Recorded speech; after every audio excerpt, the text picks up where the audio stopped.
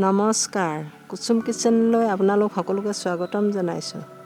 আজি ৰেচিপি এটা লৈ আহিছো আপোনালোকৰ আগত। এয়া হৈছে কোমোৰা আৰু বয়লা মাংস মই কেনেকৈনো বনাইছো তাকে আজি আপোনালোকৰ আগত দেখাম। এয়া মই কোমোৰা আলু কাটি ললো সৰু সৰুকৈ, এখিনি পিয়াজ, তেজপাতা, বিলাহী, গৰম মছলা আৰু আদা ৰসুন কেঁচা জলকীয়া পেষ্ট বনাই লৈছো। গৰম মছলা মানে লং, ইলাচি, জালুক আছে। এয়া তেজপাতা খিলা দিলো, এটা লং আৰু ইলাচি দিছো। এখিনি পিয়াজ মই দি দিছো। এতিয়া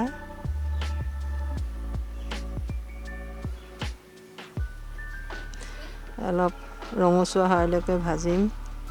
পিছত এয়া মই জিৰা পাউডাৰ দিছো। এনেদৰে অলপ ভাজি লম।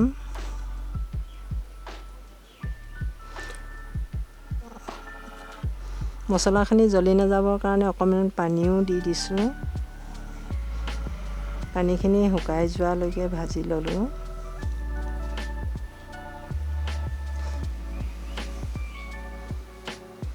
এতিয়া মই বয়লা মাংসখিনি দি দিছো। বিলাহী দি দিলো আৰু এই কেঁচা পিয়াজ অলপ ৰাখি থৈছিলো সেয়াও দি দিছো।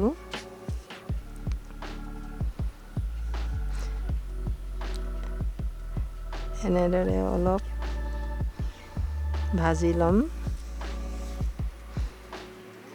আদা ৰসুনৰ পেষ্টটো দি দিছো।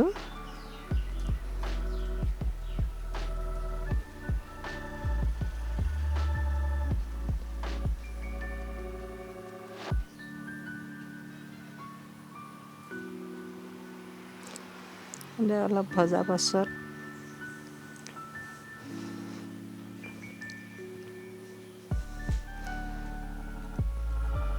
কোমোৰা আৰু আলুখিনি দি দিছো।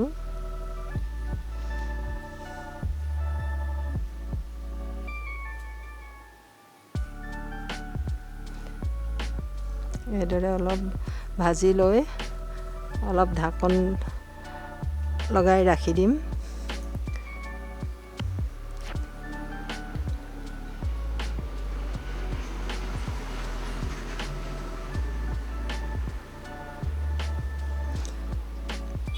এয়া দেখিছেনে কোমোৰাখিনি কেনেকৈ গলি গৈছে লাহে লাহে কৰি।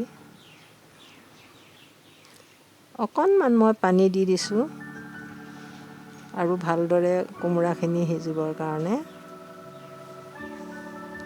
যাতে কোমোৰাখিনি একদম দেখিবলৈ মছলাৰ নিচিনা হৈ যায়। এয়া দেখিছেনে কি ধুনীয়া হৈছে। আপোনালোকেও এনেদৰে বনাই খাবচোন আৰু মোৰ ভিডিঅ'টো চাই লাইক, কমেণ্ট, শ্বেয়াৰ কৰিব আৰু ছাবস্ক্ৰাইব কৰি ৰাখি দিব। ধন্যবাদ।